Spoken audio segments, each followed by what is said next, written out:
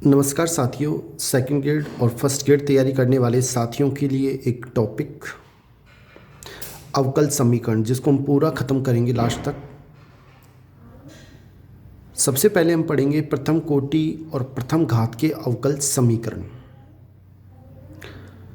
ये 12वीं स्टैंडर्ड का है। फिर हम इसी को ख़त्म करके तुरंत कॉलेज की किताब जो होती है डिफरेंशियल इक्वेशन, उसको पूरा करेंगे।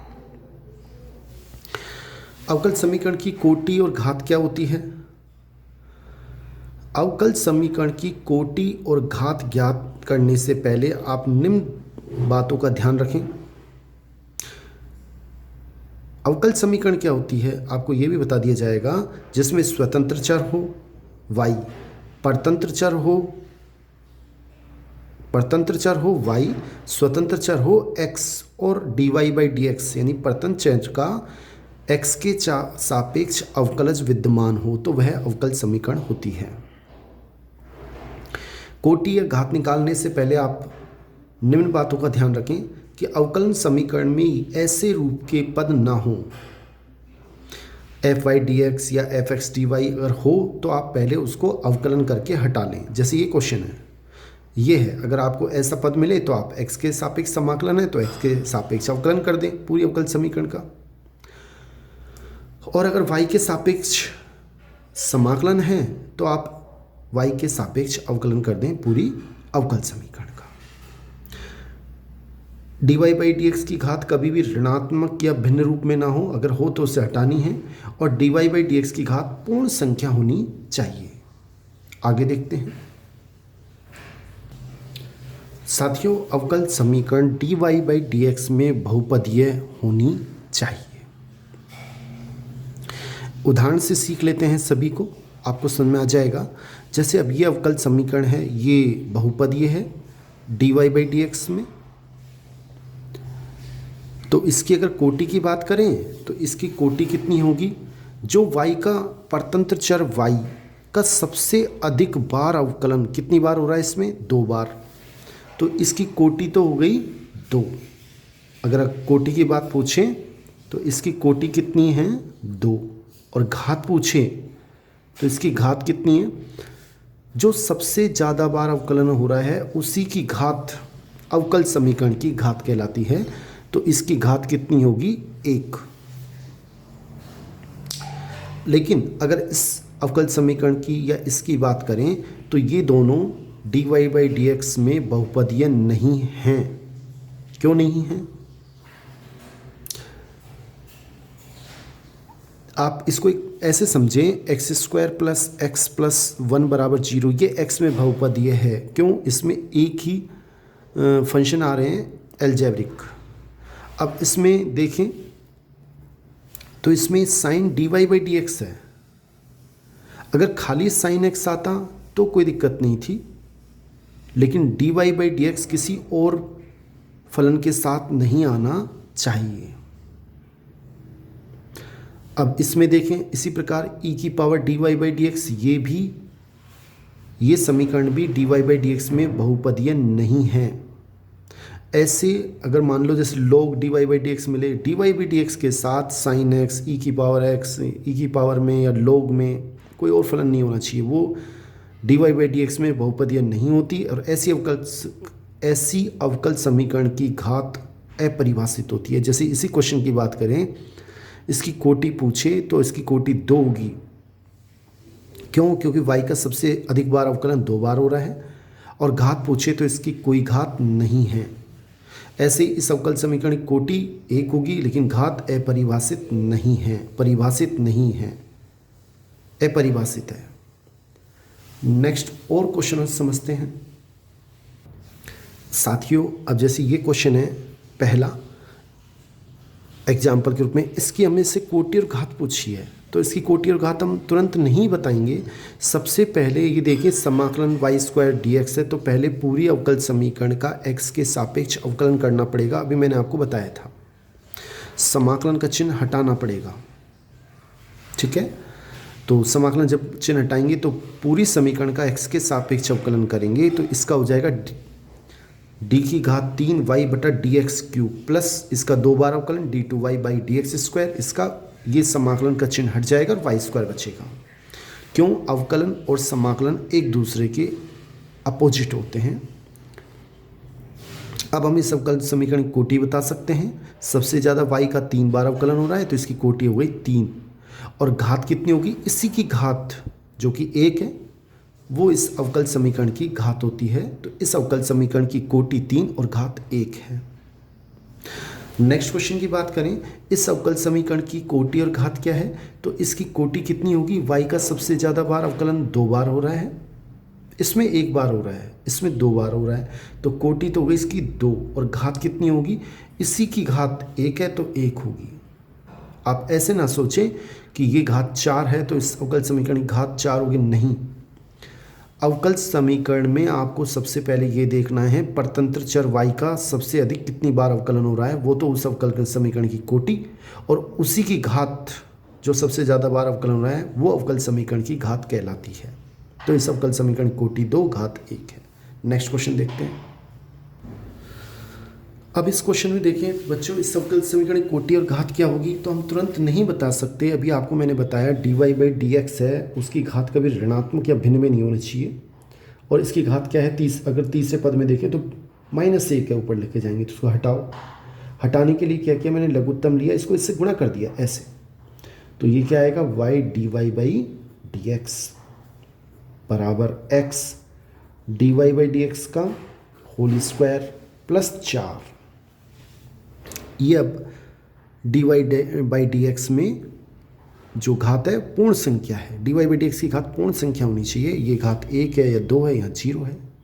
अब इसकी कोटि कितनी होगी? y का सबसे अधिक बार अवकलन, इसमें 1 बार, इसमें 1 बार, तो 1 है, और घात कितनी है? इसी की घात अवकल समीकरण की घात होगी 2। अब इस क्वेश्चन की बात करें कि इस अवकल समीकरण की कोटि और घात क्या है। सबसे पहले मैंने बताया था घात भिन्न में नहीं होनी चाहिए, अगर भिन्न में है तो उसे पूर्ण संख्या में बदलें दोनों, और मैंने घात 3 कर दिया, क्यूब कर दिया, तो यह आएगा 1 प्लस d2y/dx स्क्वायर की घात 2 उसकी घात 2, और क्यूब किया तो यह आ गया रो की घात 3 और d की घात d इस तरह से और घात 3। अब आप देखें अवकल समीकरण का सबसे अधिक बार अवकलन 3 बार हो रहा है तो इसकी कोटि 3, और घात इसी की घात देखनी है, 3 है तो इसकी घात भी 3 है। नेक्स्ट क्वेश्चन देखते हैं। साथियों, ये हमने चर्चा की अवकल समीकरण की कोटि और घात निकालने की। अब आगे टॉपिक है अवकल समीकरण को हल करने की विधियां कौन कौन सी हैं। देखो, अवकल समीकरण को प्रथम घात और प्रथम कोटि की, जो कि 12th स्टैंडर्ड पर टॉपिक है, उसको हल याद करने की 5 विधियाँ होती हैं। पहली चर पृथक्करण विधि। दूसरी, अगर इसमें क्या होता है, चर पृथक्करण विधि में पहले समझ लें, एक तरफ x को हल किया, एक तरफ चर x किए जाते हैं और दूसरी तरफ चर y, इसीलिए इसको चर पृथक्करण, एक तरफ पृथक x एक तरफ y, दो, और फिर दोनों ओर x के दोनों ओर समाकलन किया जाता है, उससे हमें हल प्राप्त हो जाता है। ये होती है चर पृथक्करण विधि। इसके बाद हम दूसरी विधि पढ़ेंगे, हल्का सा मैं आपको बता दूं उसके बारे में। अगर हम चर पृथक नहीं कर पा रहे तो हम फिर उसमें y बराबर vx समघातीय वाली, वो जब करेंगे जब आपको बता देंगे। तीसरी फिर प्रतिस्थापन विधि, फिर रैखिक, फिर बर्नौली, ये हमें पढ़नी है। पहले हम बारी बारी से चर पृथक्करण विधि के बारे में सीख लेते हैं। क्वेश्चन फर्स्ट ग्रेड 2011 में आया भी है कि अवकल समीकरण इतने को हल करो। इसका हल देख लेते हैं।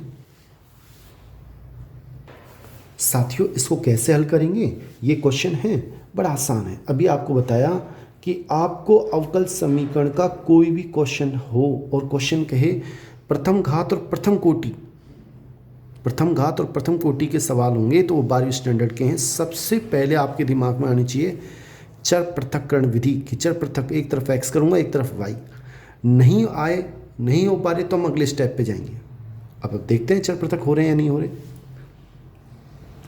अब x इधर ले आओ और y इधर, तो dy y इधर आ गया, dx x इसके नीचे आ गया। अब हो गए, एक तरफ x हो गए एक तरफ y हो गए। अब दोनों ओर समाकलन किया जाता है। अब y का ये 1/y है, अगर आप समझें। इसी प्रकार ये 1/x है और समाकलन में आनी चाहिए सूत्र 1/y का समाकलन होता है log y और इसका होता है log x। यहाँ अचर c भी लिखा हो सकता है ऑप्शन में, और वैसे इसमें log c मिलेगा। आपको बता दिया जाता है कि log log log हो तो आप log तो अगले c में भी log c लें। अब ये क्या आ गया, log y बराबर, ये सूत्र बन गया log cx हो गया, log m plus log n, log m into n, log log हट जाएगा, y बराबर cx। ये इस क्वेश्चन का आंसर है। फर्स्ट ग्रेड 2011 में आया हुआ है। नेक्स्ट क्वेश्चन देख लेते हैं। अभी नेक्स्ट क्वेश्चन RS 2012 में आ चुका है, आप इसे भी देख लें। dy/dx बराबर हमें दे रखा है। पहले हम चर पृथक करने का प्रयास करेंगे, तो इसमें पहले कॉमन आ रहा है ऊपर से y, क्या बचेगा x प्लस 1।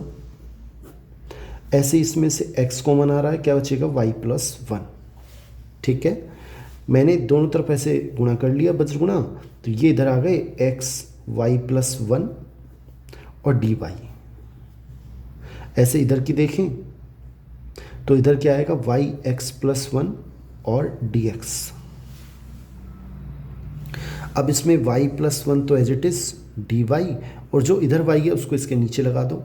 इसी प्रकार x प्लस 1 dx तो ठीक है, लेकिन यहाँ जो x है उसको इसके नीचे लगा दो। तो ये चर पृथक हो रहे हैं, कोई दिक्कत नहीं है। एक तरफ x हो गए, एक तरफ y हो गए। अगर नहीं हो पाए तो हम अगले स्टेप्स जो कि मैंने बताया अभी उसके बारे में करेंगे। अब अलग अलग भाग दे लो, y का भाग इसमें देंगे तो 1 और 1 में देंगे तो 1/y dy। ऐसे इसमें 1 प्लस 1/x dx। अब दोनों ओर समाकलन करेंगे। दोनों ओर जब समाकलन करेंगे, ये लो मैंने दोनों ओर समाकलन का चिन्ह भी लगा दिया। समाकलन करेंगे तो एक का अवकलन y, इसका log y,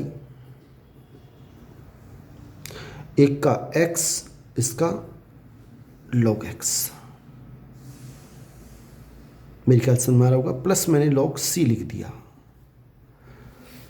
ठीक है, यहाँ तक मेरे ख्याल से कोई दिक्कत नहीं है, समझ में आ रहा होगा आपको। अब मैंने क्या किया, इस x को इधर लिया है तो क्या आएगा y माइनस एक्स बराबर log x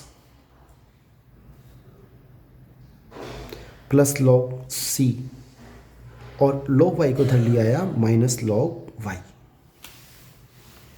तो y माइनस एक्स किसके बराबर हो गया, log, ये दोनों गुणा होंगे, सूत्र लगेगा log m plus log n का, तो ये हो जाएगा log cx, और ये नीचे आएगा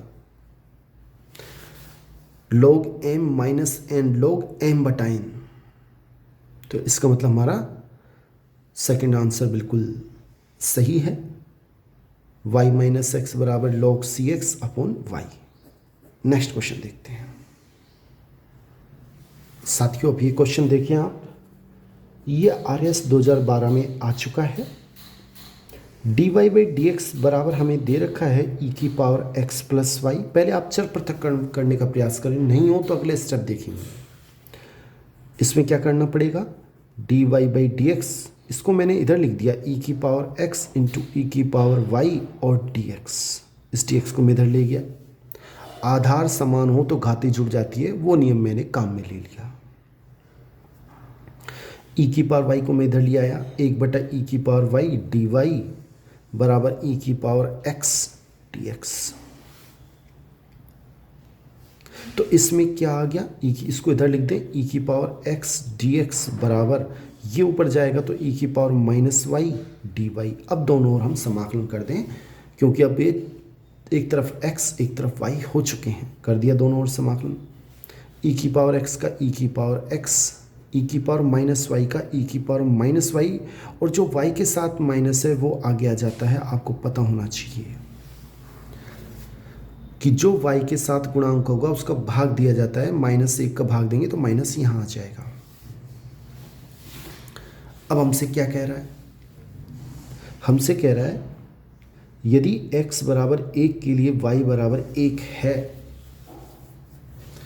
ये दिया है क्या दे रखा है कि x बराबर 1 कॉमा y बराबर 1, इसमें रख दें, c का मान आ जाएगा। रखते हैं तो ये क्या आएगा, e आएगा बराबर ये माइनस ये e की पावर -1 प्लस c, तो c किसके बराबर आ गया, यहाँ से c को देखें तो c बराबर आ गया e, और इसको इधर लेके आएंगे तो प्लस का और 1/e, ये c का मान आ गया। ठीक है, c का मान इसमें रख देंगे अभी। अब हमसे क्या कह रहा है, तो x बराबर -1 पर y का मान, x बराबर -1 पर अब y का मान चेक करना है। इसमें रख दें आप पहले, x के स्थान पे क्या रख दें अपन, -1, तो यह आएगा e की पावर -1 बराबर minus as it is e की पावर -y प्लस c के स्थान पे क्या लिख दें हम, c के स्थान पे हमने मान निकाल रखा है e प्लस 1/e। थोड़ा सा मैं यहाँ कर देता हूँ, कोई बात नहीं। अगर देखें तो ये 1/e है, ये 1/e आपस में कट जाएंगे, तो हमारे पास इसको मैं इधर लिया है, प्लस का हो जाएगा e की पावर -y बराबर आएगा e बचेगा। फिर सुने, 1/e कट गए, ये इधर आएगा प्लस का हो जाएगा, e की पावर -y बराबर e, इसकी घात कुछ नहीं है तो 1 मान ली, -y बराबर 1 यानी y बराबर -1, ये हमारा आंसर है, यानी कि डी बिल्कुल सही आंसर है। नेक्स्ट क्वेश्चन देखते हैं। नेक्स्ट क्वेश्चन देखिए साथियों, ये भी सेकंड ग्रेड 2011 और RS 1993 में आ चुका है। इसे कैसे करेंगे, वही तरीका, सबसे पहले हम चर पृथक्करण विधि करके देखेंगे। अगर चर पृथक नहीं आ रही तो हम नेक्स्ट विधि पर जाएंगे।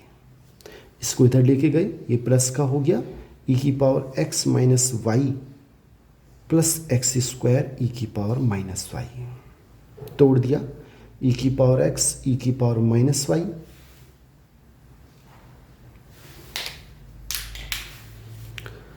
प्लस एक्स स्क्वायर e की पावर -y। इन दोनों में से कॉमन आ रहा है, e की पावर -y क्या बचेगा, e की power x plus x square, ये आ गया अपने पास dy/dx। इस dx को मैं इधर लेके जाऊंगा, e की पावर -y यहाँ आएगा, ऊपर जाके e की पावर y और dy बराबर e की power x plus x square, और ये हो जाएगा dx। दोनों ओर आप समाकलन कर दें, e की पावर y का समाकलन e की पावर y, e की पावर x का e की पावर x, और x की घात 2 का x की घात 3/3 प्लस कांस्टेंट c, ये हमारा सही आंसर है। और अगर देखें तो ये हमारा e की पावर y e की पावर x, फर्स्ट आंसर हमारा बिल्कुल सही है। मेरे ख्याल से आपको समझ में आ रहा होगा। नेक्स्ट क्वेश्चन देख लेते हैं बच्चों। नेक्स्ट क्वेश्चन इस प्रकार है कि इसका हल ज्ञात करना है, ये अभी हम इनके बारे में नेक्स्ट वीडियो में चर्चा करेंगे, और सभी का हम एक ही 2-2 क्वेश्चन हल करेंगे। इसमें कैसे करेंगे इसको भी आप देख लें कि वही बात, पहले वज्र गुणा किया तो dy ये आ गया √1 minus X square minus √1 minus Y square और dx। अब एक तरफ x एक तरफ y अभी करेंगे, इसको इसके नीचे लगा दें, dy upon 1/√1 minus Y square और dx। अब दोनों ओर हम समाकलन कर देते हैं।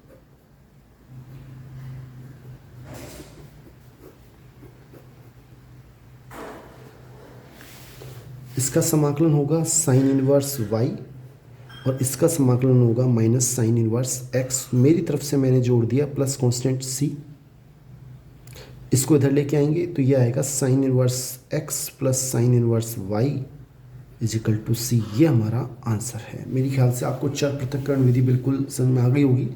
नेक्स्ट वीडियो में हम समघात अवकल समीकरण पर चर्चा करेंगे। बहुत बहुत धन्यवाद बच्चों। चैनल को सब्सक्राइब कर लें, लाइक करें, अधिक से अधिक शेयर करें, और जिससे संख्या बढ़ने पर मुझे कॉन्फिडेंस आए, मैं आपको अधिक दे सकूं। थैंक्स।